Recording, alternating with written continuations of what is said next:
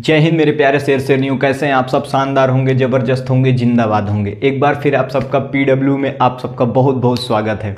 साथियों, इसके पहले वाली क्लासेस में हमने चर्चा किया था, हम पढ़ रहे हैं ज्योग्राफी, इंडियन ज्योग्राफी, जो कि इंडियन ज्योग्राफी के अंदर हम पढ़ रहे हैं प्रायद्वीपीय भारत का पठार, अर्थात प्रायद्वीपीय भारत के पठार की जानकारी। और इसके पहले भी जितनी भी जानकारियाँ थी वो मैं प्लेलिस्ट बनी हुई है क्लासेस में, उसको आप जा कर के देखिएगा, फिर बताइएगा कि कैसी क्लास है। और ज़बरदस्त तरीके से समझाया गया है। आप किसी भी लेवल की तैयारी कर रहे हैं, कंपटीशन लेवल की तैयारी कर रहे हैं, अगर वहाँ पर अगर आ रही है ज्योग्राफी तो बिल्कुल आप क्लास में जाइए और जुड़ जाइए शानदार तरीके से, ज़बरदस्त तरीके से। आइए शुरू करते हैं। तो साथियों, प्रायद्वीपीय भारत के पठार की आज चौथी क्लास है, मतलब फोर्थ क्लास आज होगी, जिसमें हम बात करेंगे पूर्वी घाट की। पूर्वी घाट की क्यों बात करेंगे? आखिरकार कि प्रायद्वीपीय भारत के पठार की हम बात करें अगर पिछली क्लास में जाएं, पिछली क्लासें सोचें तो देखिए, प्रायद्वीपीय भारत का पठार जो था ये हमारा अफ्रीका से टूट के आया था। कहाँ से टूट के आया था? अफ्रीका से टूट के आया। और क्या हुआ कि गोंडवाना लैंड और अंगारा लैंड थी, क्या हुई, गोंडवाना लैंड और अंगारा लैंड थी, और ये दोनों क्या हुई कि आपस में जुड़ी। तब इसको हम कहते हैं कि प्रायद्वीपीय भारत का पठार। प्रायद्वीपीय भारत के पठार के हम अंदर अंदर अंदर मतलब कि अंदर अंदर जितने भी पर्वत बने हैं, पर्वत कौन कौन से हैं, पठार कौन कौन से हैं, उसकी सारी हम एक एक करके चर्चा कर रहे हैं। जिससे कि हमने पढ़ चुका है अरावली पर्वत, विंध्य पर्वत और सतपुड़ा पर्वत और पश्चिमी घाट, इन चारों के बारे में हमने पिछली क्लासेस में चर्चा कर लिया था। जो कि ये जितने नाम मैंने लिए ये सब क्या है कि प्रायद्वीपीय भारत के पठार को ये बताते हैं कि किस प्रकार से ये है, मतलब कि किस प्रकार से ये बना हुआ है और किस प्रकार से इसके अंदर क्या क्या चीजें हैं, ये चीज बताता है आपका प्रायद्वीपीय भारत पठार। और क्या बताएगा? आज हम बात करेंगे पूर्वी घाट की। पश्चिमी घाट हमने पढ़ लिया था और आज बात करेंगे पूर्वी घाट की। तो साथियों शुरू करें शानदार ज़बरदस्त तरीके से, एक बार बेहतर तरीके से बना के चलिए, एक बार हो जाए आपका मोटिवेशन। यूं ही नहीं मिलती, यूं ही नहीं मिलती राही को मंजिल, यूं ही नहीं मिलती राही को मंजिल, एक जुनून सा दिल में जगाना पड़ता है। यूं ही नहीं मिलती राही को मंजिल, एक जुनून दिल में जगाना पड़ता है। पूछा चिड़िए से कैसा बनता है आसियाना, पूछा चिड़िए से कैसा बनता है आसियाना, तो बोली तिनका तिनका उठाना पड़ता है। ठीक है, तो साथियों मंजिल ऐसे नहीं मिलेगी, बहुत मेहनत करनी पड़ेगी। जबरदस्त तरीके से लगे रहिए, जिस तरह हो करके, जिस तरह मन हो उस तरह पढ़िए, लेकिन पढ़िए जरूर। ठीक है, बिल्कुल मिलेगी, आज नहीं तो कल मिलेगी। ठीक है, आइए शुरू करते हैं। पूर्वी घाट देखिए, पूर्वी घाट में हम क्या बात करेंगे?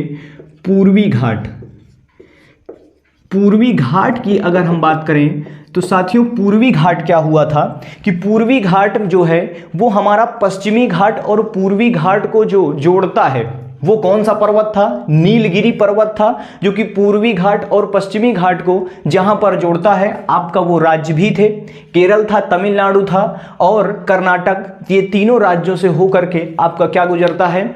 ये आपका नीलगिरी पर्वत गुजरता है, वही जोड़ता है इस पूर्वी घाट और पश्चिमी घाट को, दोनों को आपस में मिलाता है। ठीक है, पहली बात ध्यान रखिएगा। दूसरी बात यह है कि पूर्वी घाट क्या है कि पूर्वी घाट जो है वो पश्चिमी घाट की तरह निरंतर नहीं है। पहली क्लास में हमने चर्चा किया था पश्चिमी घाट में कि पश्चिमी घाट जो है वो एक प्रकार का वलित पर्वत के रूप में है। वलित पर्वत की बात करें साथियों तो ये बहुत पुराना है, वलित पर्वत होता है जो वो बहुत पुराना पर्वत होता है, और आज के डेट में यही वलित पर्वत अवशिष्ट हो चुके हैं। अवशिष्ट की बात करें अगर तो अवशिष्ट का मतलब ये होता है कि अपरदित होते होते होते होते आज ऐसा समय आ गया है कि ये एक प्रकार से पठार के टाइप में हो गए हैं, मतलब कि कगार के टाइप में हो गए हैं, और पश्चिमी घाट इसी पर आपका डिपेंड है। ठीक है, पहली बात ध्यान रखना। तो ऐसे ही हम लिखेंगे कि पूर्वी घाट पश्चिमी घाट की तरह निरंतर नहीं है, मतलब कि पश्चिमी घाट जो था वो एक प्रकार से क्या था कि वो केवल 3 जगहों पर कटा हुआ था। मतलब हम अगर पश्चिमी घाट के अगर इधर आ जाएं, अगर इस साइड सागर साइड में आ जाएं और साइड सागर में आने के बाद अगर हमको पार करना पड़े तो हम केवल 3-4 ऐसी जगहें थीं जिससे हम उन दर्रों से हम पार कर सकते थे। ठीक है, वो दर्रे हम पार करेंगे तब हम आएंगे इधर इंडिया की तरफ, ठीक है। लेकिन पूर्वी घाट में क्या है, पूर्वी घाट इतना ज़्यादा अवशिष्ट हो चुका है, इतना ज़्यादा कटा फटा हुआ है कि इसमें हम कहीं से भी आ जा सकते हैं, मतलब कि जैसे कि 1-2 किलोमीटर, 1 किलोमीटर। लेकिन ये जो है पश्चिमी घाट ये 1600 किलोमीटर का है, मतलब 1600 किलोमीटर इसमें क्या है, लंबा है। लेकिन कुछ कुछ दूरी पर इनके दर्रे हैं, जिससे कि ये चीज़ आपको यहाँ पर देखने को मिलेगी पश्चिमी घाट में, ठीक है। तो क्या लिखेंगे कि पश्चिमी घाट, पूर्वी घाट जो है यह एक प्रकार से पश्चिमी घाट की तरह निरंतर नहीं है, मतलब कि कटा फटा हुआ है। पूर्वी घाट कटा फटा हुआ है। कटा फटा की बात करें तो देखिए, जैसे यहाँ तक है, फिर यहाँ है, फिर यहाँ है, फिर यहाँ है, फिर यहाँ है, इस प्रकार से है, मतलब कि इसमें तमाम दर्रे टाइप में हैं। और क्या है कि ये आज के इसमें कुछ कुछ तो ऐसा भी हो गया है कि ये कट कुट के एकदम खाली हो गए हैं, और ये क्या हो चुका है, इसका काम ही खत्म हो चुका है, एकदम समतल हो चुका है। मतलब कि पूर्वी घाट ऐसा है कि समतल भी हो चुका है, तो इसमें क्या है कि कटा फटा अधिक है। ये ध्यान रखना, ये बहुत बात इंपॉर्टेंट होती है कि पूर्वी घाट और पश्चिमी घाट में अंतर क्या है, ठीक है। तो देखिए, पहला लिखेंगे हम पॉइंट कि पूर्वी घाट जो है वो पश्चिमी घाट की तरह निरंतर नहीं है, यह कटा फटा हुआ है। लिखिए ऐसे, पूर्वी घाट पश्चिमी घाट की तरह, पश्चिमी घाट की तरह निरंतर नहीं है,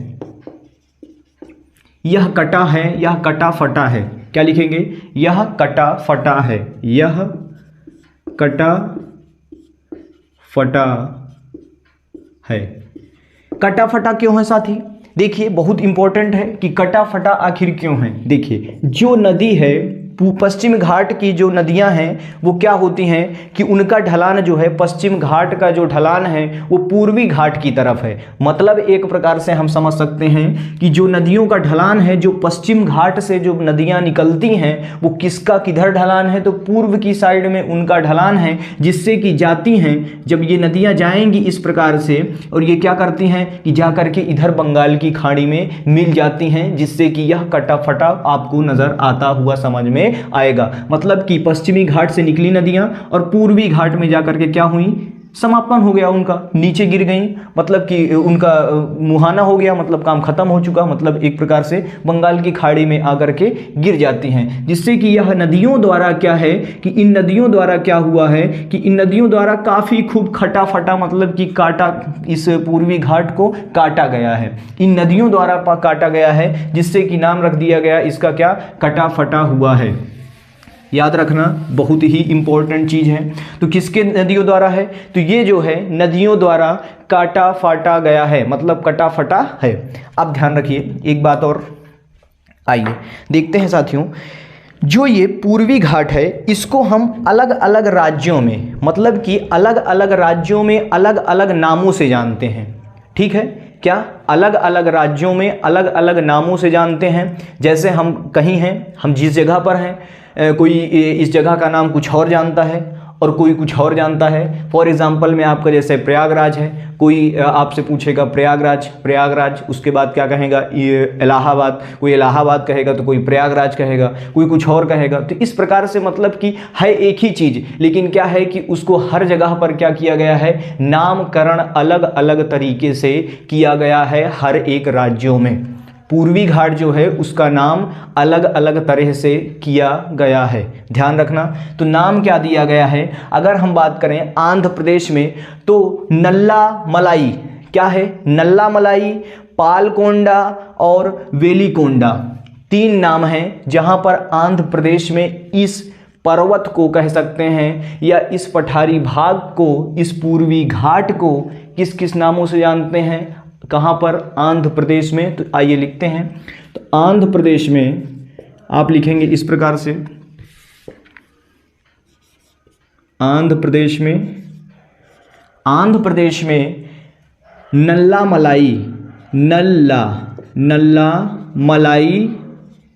मलाई, दूसरा है आपका पालकोंडा,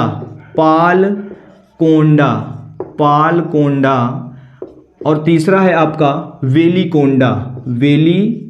वेलिकोंडा ये आपको यूपीएससी लेवल के उसमें पूछा जाएगा। यूपीएससी अगर आप पेपर किसी चीज़ का देने जा रहे हैं, पीसीएस वगैरह का आप पेपर देने जा रहे हैं, अगर ज्योग्राफी से आप पढ़ रहे हैं, तो आपको इस नल्ला मलाई, पालकोंडा, वेलिकोंडा ऐसे ऐसे नामों को आपको याद रखना पड़ेगा, जिससे कि आपको पूछा जाएगा, पूछा भी गया है। वेलिकोंडा को 2007 में पीसीएस के पेपर में पूछा भी गया है, जिससे कि बहुत ही इम्पोर्टेंट है ये चीज़। आइए देखते हैं। दूसरा है आपका, दूसरा हो जाएगा तेलंगाना में। तेलंगाना में इसको शेषाचलम, क्या भैया, शेषाचलम की पहाड़ियों के नाम से जाना जाता है। किसके नाम से? शेषाचलम एक पहाड़ी है। मतलब कि कहेंगे कि इसको कहाँ पर? तेलंगाना में लिखेंगे, तेलंगाना में इसको शेषाचलन, क्या? शेषाचलन पहाड़ी किसके नाम से जाना जाता है? शेषाचलन के पहाड़ी के नाम से पूर्वी घाट को यहाँ पर जानते हैं। इस प्रकार से लिखेंगे। तीसरा हो जाएगा आपका तमिलनाडु। तमिलनाडु में जाबादी, क्या? जाबादी, सेवाराय, पंचामई, इस प्रकार के नामों से इसको जाना जाता है। तेलंगाना हो गया। उसके बाद क्या है?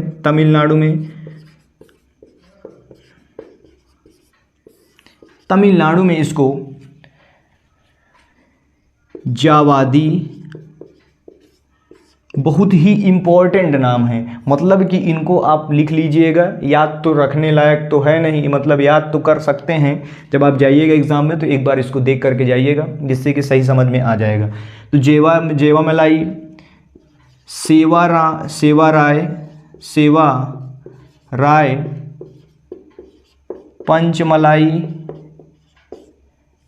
पंचमलाई हो गया, और हो गया मलाई। तो ये इनके प्रमुख नाम हैं। मतलब कि तमिलनाडु में जेवादी, सेवाराय, पंचमलाई, मलाई, इन सब नामों से इसको एक नाम से और जानते हैं, सिरूमलाई।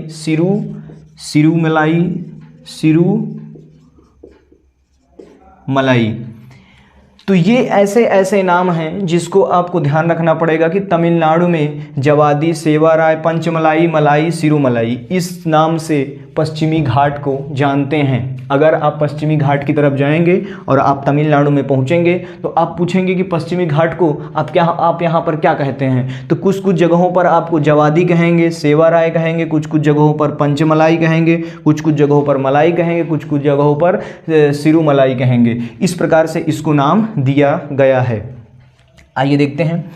फिर इसमें पॉइंट बना के लिखेंगे आप कि यहाँ पर किस जगह पर, इस पूर्वी घाट पर तमिलनाडु में चंदन की लकड़ी, आप नाम सुने होंगे, चंदन की लकड़ी और सागौन का वृक्ष अधिक होता है। मतलब कह सकते हैं कि पूर्वी घाट में तमिलनाडु राज्य में क्या है कि चंदन की लकड़ी और सागौन आप नाम सुने होंगे, सागौन का क्या है, वृक्ष अधिक मात्रा में बहुत ही पाए जाते हैं। कह सकते हैं कि बहुत ही चंदन और सागौन अधिक मात्रा में यहाँ पर पाए जाते हैं। लिख लेना ये बात।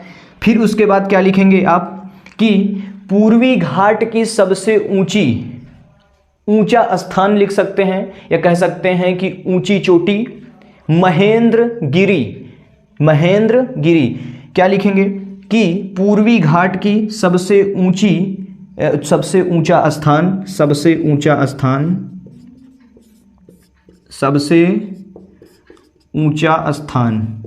क्या है भैया? महेंद्रगिरी। इसकी लगभग ऊंचाई है 1501 मीटर। कितना भैया? 1501 मीटर इसकी क्या है? 1501 मीटर ये क्या है? ऊंचा है। पश्चिमी घाट की सबसे ऊंचा स्थान महेंद्रगिरी है। यहाँ पर क्वेश्चन अलग तरीके से भी पूछ सकता है कि पश्चिमी घाट का सबसे ऊंची चोटी भी पूछ सकता है, ऊंची पहाड़ियाँ भी पूछ सकता है, कुछ भी पूछ ले। क्या नाम रखना है आपको? केवल एक ही नाम याद रखना है, महेंद्रगिरी, जिसकी ऊंचाई कितनी है? 1501 मीटर इसकी क्या है? ऊंचाई है। खत्म। पूर्वी घाट का यहाँ पर शिलान्यास करते हैं। पूर्वी घाट, आज से आपका जितने भी घाट थे और पर्वत थे वो सब खत्म हो चुके हैं। अब हम बात करेंगे पठारों की। मालवा का पठार, दक्कन का पठार, ऐसे पठारों के अब हम बात करेंगे, जो कि प्रायद्वीपीय भारत का पठार, नाम ही पठार है तो पठारी वाला काम भी होना चाहिए। तो इसी प्रकार से हम समझेंगे कि प्रायद्वीपीय भारत का पठार, अब हम घाट हो गया, पर्वत हो गए आपके कि कौन कौन से प्रायद्वीपीय भारत में पठार थे और मतलब कि पर्वत थे, उनके बारे में हमने चर्चा कर लिया है। तो अब हम बात करेंगे कि इसके पठारों के बारे में। पठार अधिक इम्पोर्टेंट है साथियों। आइए देखते हैं पठार क्या है। एक क्वेश्चन का जवाब आप मुझे देंगे कि पठार हम किसे कहते हैं? पठार किसे कहते हैं? पठार किसको कहते हैं? लिखेंगे आप वहाँ पर कि पठार किसको कहते हैं। इसका जवाब आप मुझे कमेंट बॉक्स में बेहतर तरीके से, जितना भी हो सके अच्छे तरीके से देंगे। आप देखिए डालते हैं यहाँ पर, मेन टॉपिक है आपका मालवा का पठार। पहले हम बात करेंगे किसकी, थोड़ा हम इसको इंक दे दें, मालवा का पठार।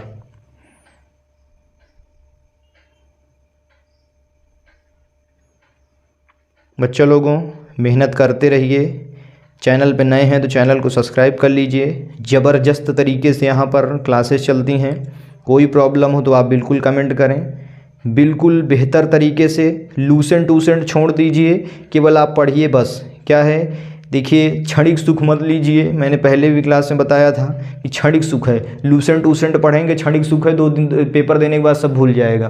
तो वो काम मत करिए, ध्यान से समझिए, ठीक है ना। क्षणिक सुख वाला काम मत करिए, ध्यान से समझिए और क्लास में पर डे बने रहिए, ठीक है। तो क्या लिखेंगे आप? मालवा का पठार। मालवा का पठार। साथियों, मालवा का पठार क्या होता है? बहुत क्वेश्चन पूछा जाता है। हम कहते हैं कि मालवा का पठार आखिर होता क्या है। मालवा का पठार अगर हम बात करें तो हमको ये केवल 2 पर्वतों के बीच में देखने को मिलेगा। पहला अरावली और दूसरा विंध्य पर्वत के बीच में जो पठारी भाग है। क्या है? विंध्य पर्वत और अरावली पर्वत के बीच में जो पठारी भाग है उसी को कहते हैं मालवा का पठार। लिखिए, पॉइंट डालिए यहाँ पर। पॉइंट क्या डालेंगे? अरावली पर्वत और विंध्य पर्वत के बीच में जो पठारी भाग है या जो पठारी क्षेत्र है उसी को कहेंगे मालवा का पठार। 2 पर्वतों के बीच में है यही पठार, मालवा का पठार। किन 2 पर्वतों के बीच में है? अरावली पर्वत और विंध्य पर्वत के बीच में है स्थित ये पठार। कौन सा? मालवा का पठार। लिखेंगे यहाँ पर, अरावली और विंध्य पर्वत के मध्य में स्थित है।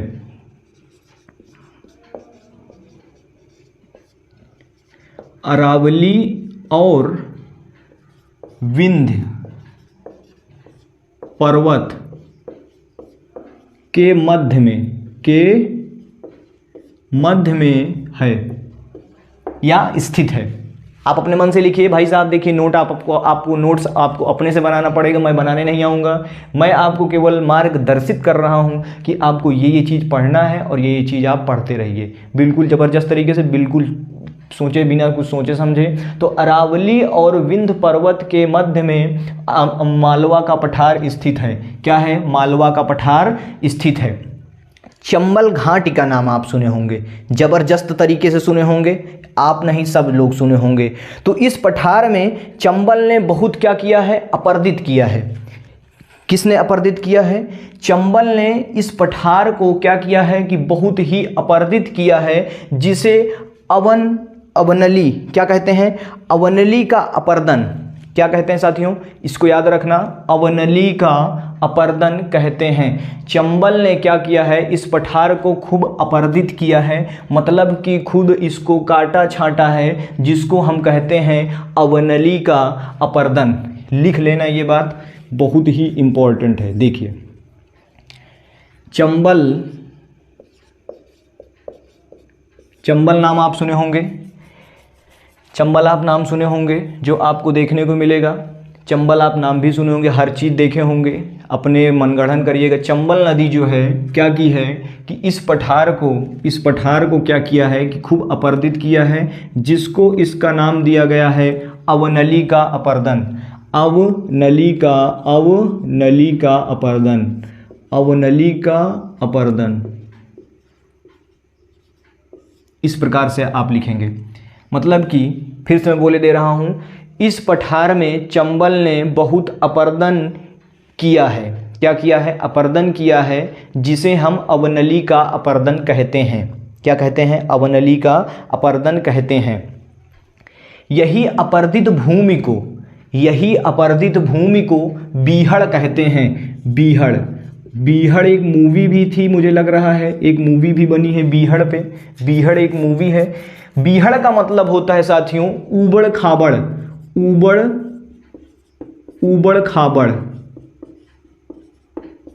बीहड़ का मतलब होता है कि ऊबड़ खाबड़, मतलब कि यही अपर्दन के कारण इस पठार पर क्या है कि ऊबड़ खाबड़ खूब बढ़िया से है। और किसके द्वारा हुआ है, ये चंबल नदी द्वारा क्या किया गया है, अपर्दित खूब बढ़िया से किया गया है, जो कि क्या है, बीहड़ क्षेत्र है। क्या है, बीहड़ क्षेत्र है।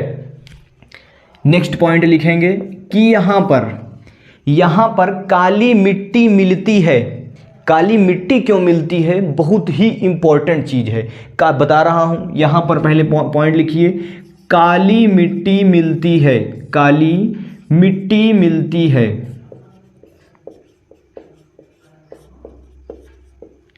क्या है, काली मिट्टी मिलती है। अब देखिए काली मिट्टी क्यों मिलती है साथियों, तो मालवा के पठार पर क्या है, क्या है, मालवा का पठार जो निर्मित हुआ है, मालवा का पठार जो बना हुआ है, ये किससे बना हुआ है, ज्वालामुखी। किससे भैया, ज्वालामुखी लावा से इसका क्या हुआ है, निर्माण हुआ है। ज्वालामुखी की बात करें तो ज्वालामुखी आप सब लोग जानते होंगे, लावा की बात करें तो लावा भी जानते होंगे, नहीं जानते हैं तो जान लीजिए कि जो नीचे से, धरती के नीचे से जो निकला और ऊपर आया तो वो क्या हो गया, लावा का रूप धारण करके फैल गया। क्या हो गया, लावा का रूप धारण करके फैल गया। ज्वालामुखी लावा, उसी को हम सिंपल सी भाषा में कह दिए। तो क्या हुआ कि मालवा का पठार का निर्माण ज्वालामुखी लावा से हुआ है। लिखिए ये बात, ज्वालामुखी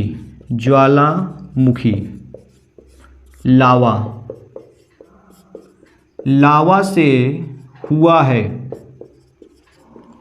यहाँ पर एक जब आप जानते होंगे कि जब ज्वालामुखी, एक बात और यहाँ पर क्लियर कर दूँ, जब लावा जब बाहर निकलता है तो यहाँ पर कह सकते हैं कि बैसाल्ट की चट्टानें, क्या है, यहाँ पर बैसाल्ट की चट्टानें अधिक मात्रा में हमको मिलती हैं। मतलब कि बैसाल्ट की चट्टानें जब ठंडा होता है तो वो क्या, जितना जल्दी ठंडा होता है तो यहाँ पर क्या है कि यही लावा की वजह से इसको हम, जब वो ठंडे होने के बाद उसको कहते हैं बैसाल्ट की चट्टानें। क्या कहते हैं साथियों, बैसाल्ट की चट्टानें। तो क्वेश्चन यहाँ से ये भी बनता है कि मालवा का पठार बैसाल्ट चट्टानों का क्षेत्र है। लिखेंगे ऐसे, क्या लिखेंगे, बैसाल्ट चट्टान,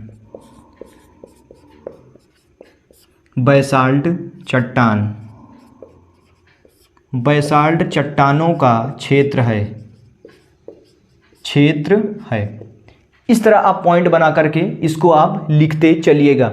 अब बात करते हैं साथियों कि इस जगहों पर, मतलब मालवा के पठार में आखिर किस चीज़ की अधिक खेती होती होगी। सोयाबीन का नाम सुने हैं, जिसको आप खाते भी हैं बढ़िया से, सोयाबीन नाम सुने होंगे। तो मालवा के पठार में सोयाबीन की खेती होती है। किसकी खेती होती है, सोयाबीन की खेती होती है। लिख लेना, सोयाबीन की खेती, सोयाबीन की खेती होती है।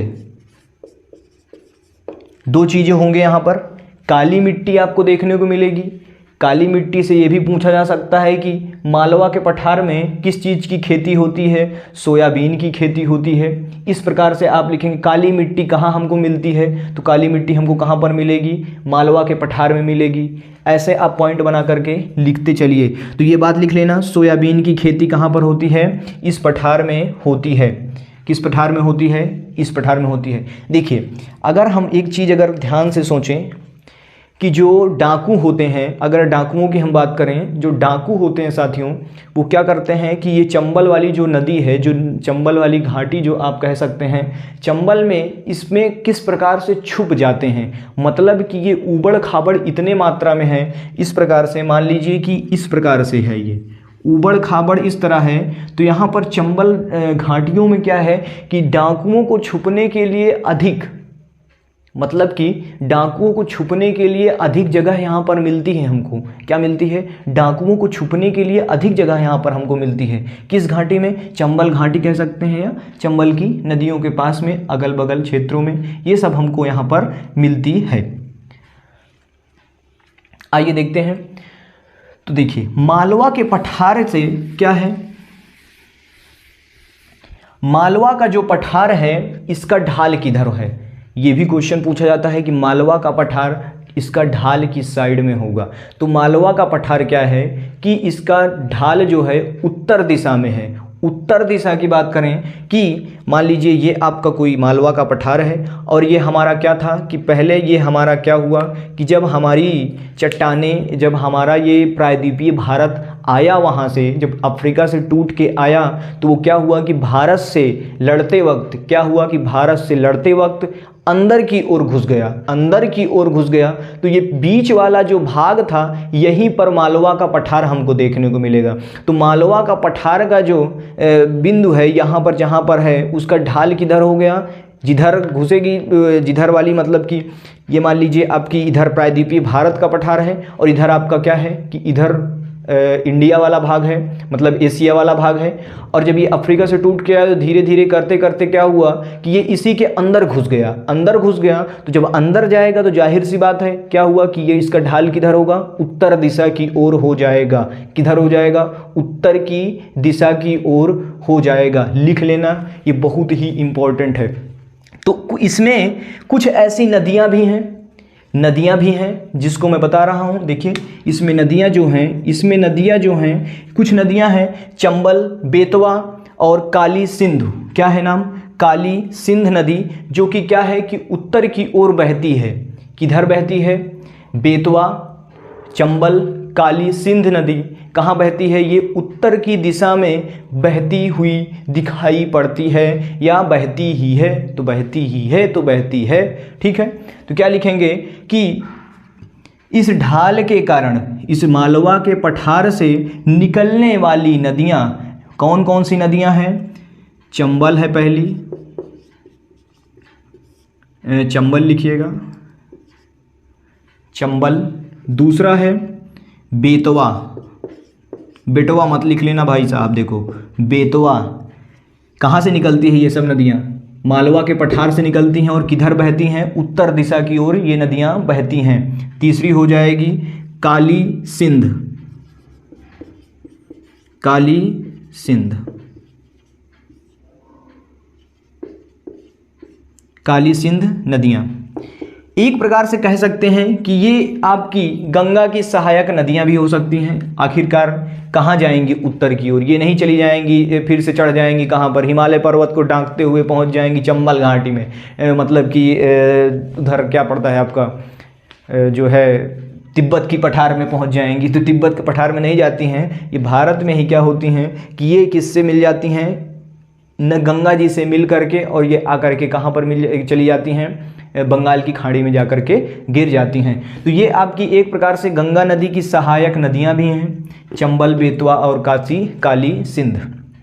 इस प्रकार से आप लिखेंगे। तो ये क्या है कि प्रवाहित होती हैं उत्तर दिशा की ओर। किधर प्रवाहित होती हैं, उत्तर दिशा की ओर प्रवाहित होने वाली नदियाँ हैं,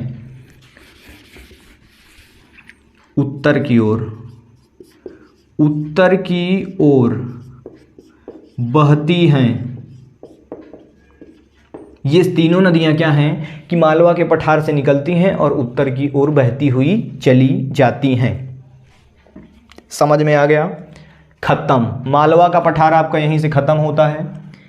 मालवा का पठार ख़त्म हो चुका है। आप एक बार स्क्रीनशॉट ले लीजिए अगर आपको लेना हो तो। आइए, ठीक है, मालवा का पठार का काम खत्म। अब हम बात करेंगे दक्कन का पठार। दक्कन का पठार नाम आप सुने होंगे, अधिक नाम आता है। अधिक छोटे से जब आप कक्षा 5 में या 8th में पढ़ रहे होंगे तब वो आपको दक्कन का पठार एक चैप्टर ही था हम लोगों के समय में। अभी भी होगा। अब तो देखने के बाद NCERT खोलने के बाद अब तो NCERT आ गई है, तो उसमें पॉइंट के रूप में आपको देखने को मिलेगा दक्कन का पठार। देखिए, दक्कन का पठार पॉइंट डालेंगे, दक्कन का पठार। साथियों, दक्कन का पठार क्या होता है, अधिक इम्पोर्टेंट है क्वेश्चन।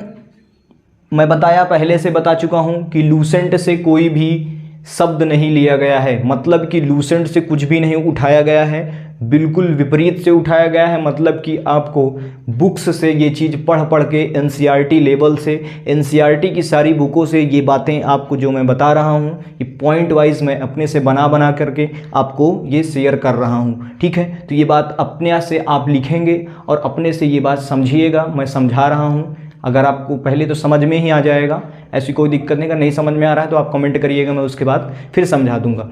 दक्कन का पठार क्या होता है बच्चा लोगों? दक्कन का पठार हमको देखने को मिलता है काफ़ी दूर जगहों पर। हमारा जितने में प्रायद्वीपीय भारत का पठार है ना, अधिक भाग में हमको ये दक्कन का पठार देखने को मिल जाता है।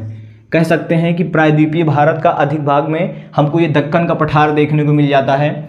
ये फैला कहाँ से है? पहली घाट, पहला आपका पर्वत है सतपुड़ा पर्वत।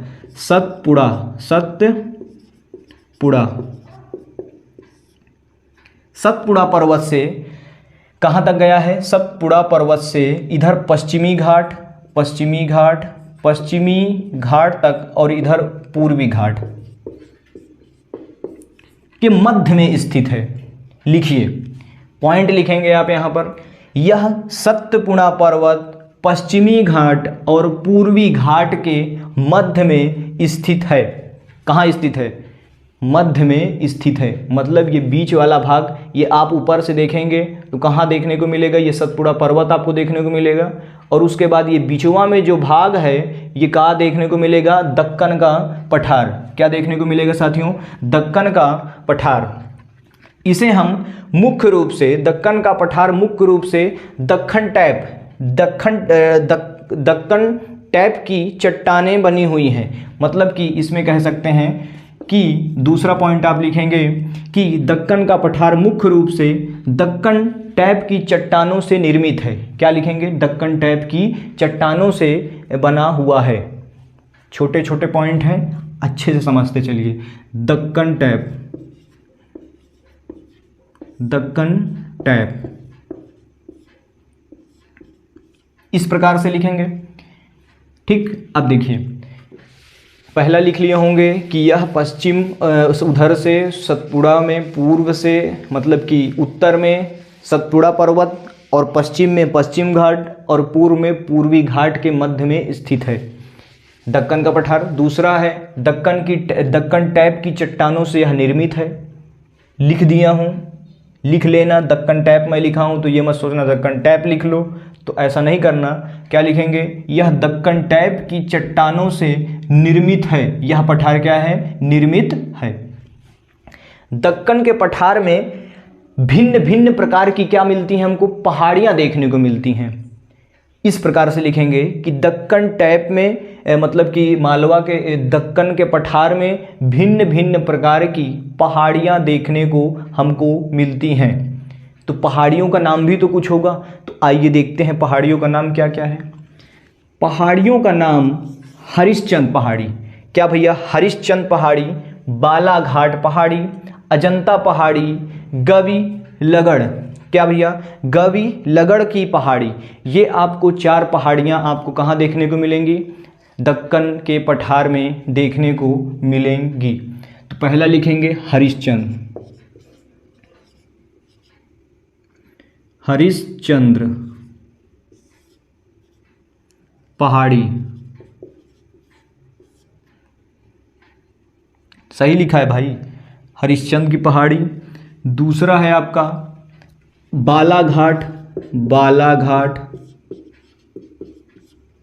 तीसरा हो जाएगा अजंता, और चौथा हो जाएगा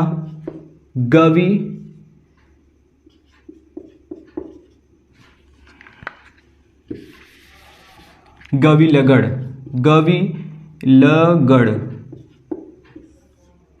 पहाड़ी। तो ये हैं आपके दक्कन टैप के भिन्न भिन्न पहाड़ियों में विभाजित है। मतलब कि कह सकते हैं दक्कन का पठार जो है ये भिन्न भिन्न पहाड़ियों के रूप में हमको देखने को मिलता है। पहला हरिश्चंद्र की पहाड़ी, बालाघाट की पहाड़ी, अजंता की पहाड़ी और गविलगढ़ की पहाड़ी। इस प्रकार से आप इसको लिखेंगे अपनी कॉपी में, इस प्रकार से देखिए। अब बात करते हैं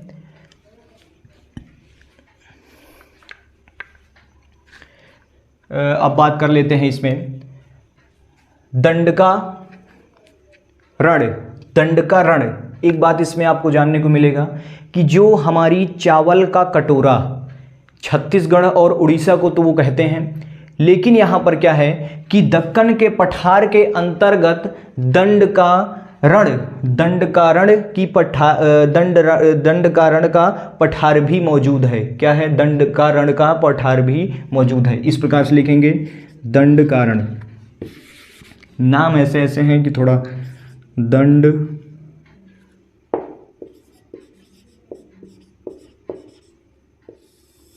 दंडकारण का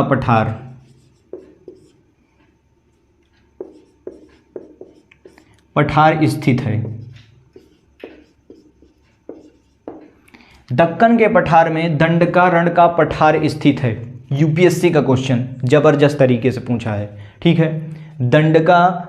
दंडकारण का पठार स्थित है। दंडकारण की बात करें क्या होता है, तो जहाँ जहाँ हमको कह सकते हैं कि दंडकारण का पठार जो है यहाँ पर हमको 50,000 से अधिक क्या देखने को मिलेंगी, लगभग कह लीजिए कि लगभग 50,000 तक क्या देखने को मिलती हैं हमको यहाँ पर चावल की प्रजातियाँ देखने को मिलती हैं। तो इस पठारी भाग को कह देते हैं कि दंडकारण का पठार है। क्या कहता है, दंडकारण का पठार है।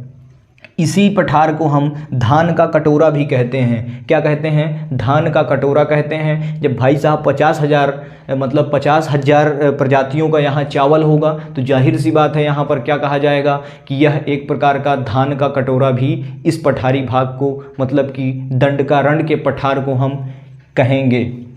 तो लिखेंगे यहाँ पर क्या लिखेंगे कि इस पठारी भाग को, मतलब कि यहाँ पर 50,000 से अधिक चावल की प्रजातियां पाई जाती हैं। इसे धान का कटोरा कहा जाता है। इसे धान का कटोरा कहा जाता है। यह छत्तीसगढ़ और उड़ीसा में स्थित है। क्या लिखेंगे, यह छत्तीसगढ़ और उड़ीसा में स्थित है। लिख लो यार, नहीं तो तुम लोग कंफ्यूज कर दोगे, ठीक है। देखो मैं लिखे दे रहा हूँ। अच्छा, छत्तीसगढ़, इसके पहले वाली बातें आप लिख लेंगे सब। छत्तीसगढ़ और कहाँ स्थित है, उड़ीसा, उड़ीसा में स्थित है। ये दंडकारण का पठार स्थित है, ठीक है। कहाँ स्थित है, दंडकारण का पठार स्थित है। इसे धान का कटोरा भी कहा जाता है। दंडकारण के पठार में बस्तर की बात करें अगर, क्या होता है, बस्तर भी पाया जाता है। बस्तर का पठार भी पाया जाता है।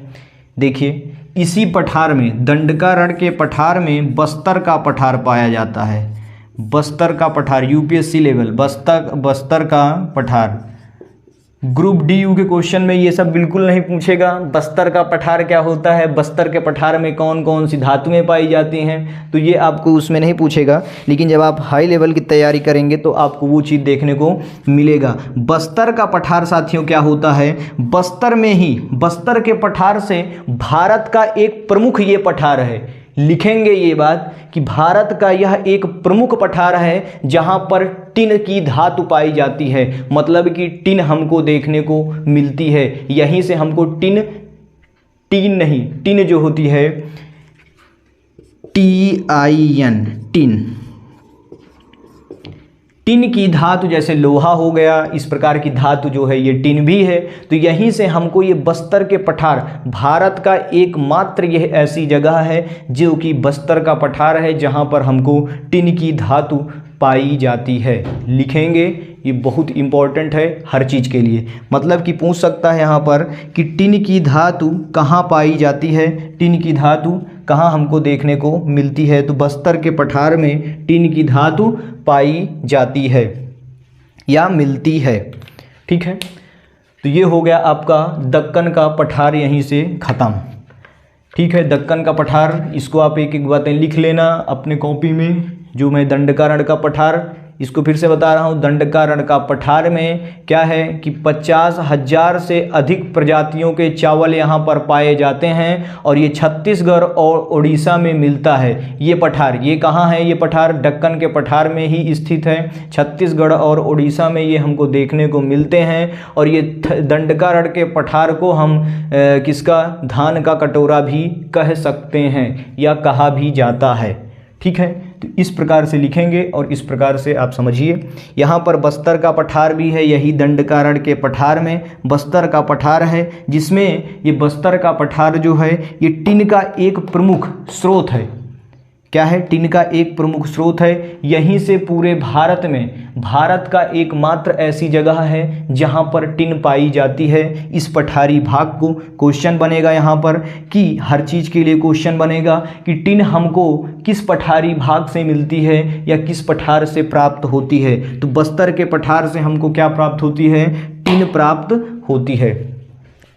यहीं पर आपकी क्लास ये ख़त्म होती है। 3 चीज़ों में हमने आज बात कर लिया है, पूर्वी घाट और दूसरा क्या था आपका, दूसरा पढ़े हैं अभी, दूसरा पॉइंट आपको देखने को मिलेगा। दूसरा पॉइंट मालवा का पठार था, क्या, मालवा का पठार और दक्कन का पठार। ठीक है, तो ये आपके 3 पॉइंट थे जो कि तीन ये आपको प्रायद्वीपीय भारत में ये चीज़ आपको पढ़ चुके हैं। 2 चीज़ और बची हुई है, क्या है, छोटा नागपुर बस हो गया। एक ही चीज़ है कि छोटा नागपुर बचा हुआ है। गारो खासी जयंती या पहाड़ियाँ हम इसके बाद वाली क्लास में चर्चा करेंगे, उसमें आप बिल्कुल मिलिएगा। बहुत ही इंपॉर्टेंट, लाभदायक वो क्लास होने वाली है, अधिक से अधिक। तो प्रायद्वीपीय भारत का पठार यहीं पर हम ख़त्म करते हैं साथियों। आज की क्लास यहीं पर काफ़ी लंबी हो जाएगी ज़बरदस्त तरीके से। तो प्रायद्वीपीय भारत का पठार हमको समझ में आ गया होगा। कोई प्रॉब्लम होगी तो आप मुझे कमेंट करिएगा। PWD आपके साथ है, प्रयागराज वाला। जय हिंद।